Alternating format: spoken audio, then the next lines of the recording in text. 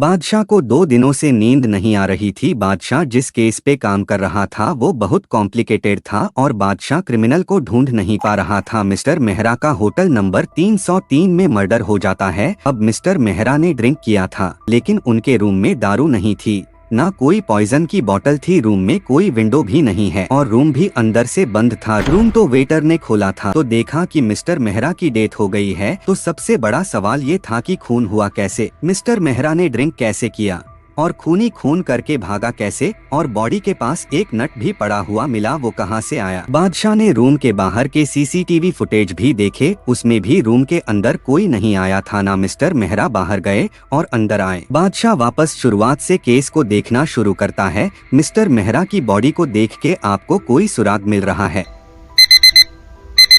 Backpack घिसे हुए के निशान हैं। लग रहा है जैसे बॉडी को कहीं से घिसते हुए लेके आए हैं, लेकिन सीसीटीवी फुटेज में मिस्टर मेहरा रूम में नॉर्मल आए थे। ये कैसे पॉसिबल है? मतलब हो सकता है रूम में आने का कोई और रास्ता हो जहां से इनकी बॉडी लाई गई हो। बादशाह कबर्ड खोल के देखता है, वॉल्स पे देखता है, लेकिन उसे कोई रास्ता नहीं मिलता। बादशाह को समझ नहीं आ रहा था कि दूसरा रास्ता क्या हो सकता है। तभी बादशाह का ध्यान ऊपर वाले एसी के डाक पर जाता है। बादशाह को समझते देर नहीं लगती कि शायद बॉडी को यहीं से लाया गया है, लेकिन ऐसा क्यों लगा बादशाह को? क्या आप एसी डाक को देखकर बता सकते हैं?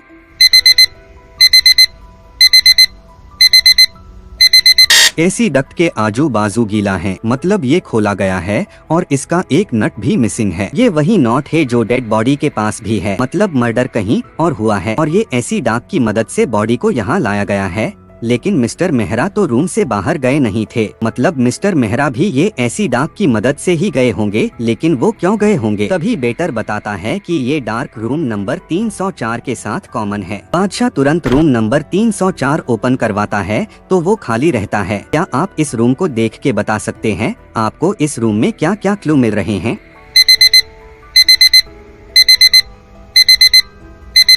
पहला तो ये दारू की बोतल, दूसरा यहाँ 2 ग्लास रखे हुए हैं, तीसरा ये रॉड पड़ा हुआ है, चौथा रूम पूरा बिखरा हुआ है और 5वां कबर्ड ओपन है। मतलब मिस्टर मेहरा ने यहाँ दारू पी होगी। लेकिन 2 ग्लास क्यों है? मतलब मिस्टर मेहरा के साथ कोई और भी था और भी यही है, मतलब मिस्टर मेहरा को इसी से मारा गया होगा। लेकिन रूम इतना बिखरा हुआ क्यों है? कबर्ड खुला हुआ है। तभी वेटर बताता है कि यहाँ आरव सर रहते हैं, वो बहुत बड़े आदमी हैं, वो खून क्यों करेंगे? तभी आरव रूम में आता है।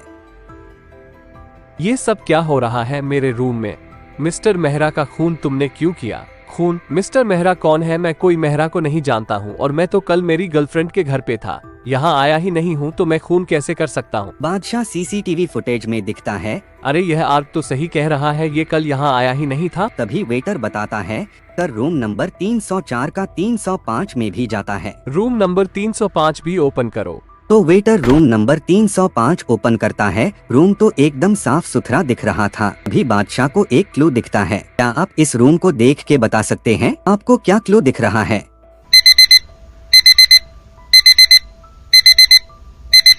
डस्टबिन में ध्यान से देखिए, एक कॉस्ट्यूम पड़ा हुआ है, कुछ अजीब सा ये कॉस्ट्यूम। होटल में कोई ऐसा कॉस्ट्यूम क्यों पहन कर आएगा? बादशाह सोच में पड़ जाता है। तभी वेटर बताता है कि होटल में कल कॉस्ट्यूम पार्टी रखी गई थी। अब सवाल ये था कि आरव रूम में था नहीं, मिस्टर मेहरा का खून उसी रूम में हुआ। केस बड़ा कॉम्प्लिकेटेड हो गया था, लेकिन डिटेक्टिव बादशाह समझ जाता है कि क्या हुआ होगा। क्या आप पॉज करके सोच सकता है कि क्या हुआ होगा? सोचिए सोचिए लॉजिकल आर्मी।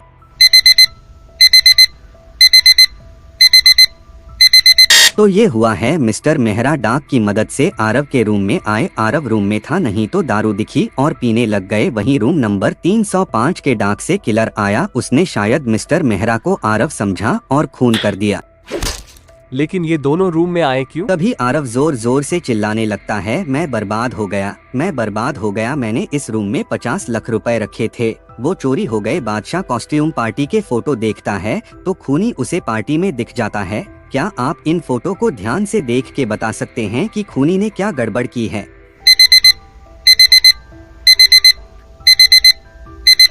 और कॉस्ट्यूम पार्टी की थीम रेड है तो सबने रेड ड्रेस पहने हुए हैं, लेकिन खूनी ने ऑरेंज ड्रेस पहना हुआ है और यही ऑरेंज ड्रेस उस रूम में भी मिला था। बादशाह होटल के ओनर से उस ऑरेंज ड्रेस वाले के बारे में पूछता है। लेकिन उसे कुछ पता नहीं होता। कितने लोग काम करते हैं इस होटल में? तो ओनर उसे बताता है कि टोटल 10 वेटर काम करते हैं। बादशाह सबको बुलाता है लेकिन 9 लोग ही आते हैं। एक वेटर कहाँ है? तो ओनर बताता है मर्डर वाले दिन के बाद से वह छुट्टी पे है। तो बादशाह तुरंत उस वेटर के घर का एड्रेस लेता है और उसके घर पहुंच जाता है। तो बादशाह दिखता है कि वेटर की भी डेथ हो गई है। बाजू में एक नोट पड़ा हुआ है और उस पर लिखा है कि मैंने खून किया है मिस्टर मेहरा का, मुझे इसका अफसोस है, इसलिए मैं मर रहा हूँ। बादशाह तुरंत समझ जाता है कि ये नोट नकली है। कैसे? क्या आप सोच के बता सकते हैं बादशाह को ये कैसे समझ आया?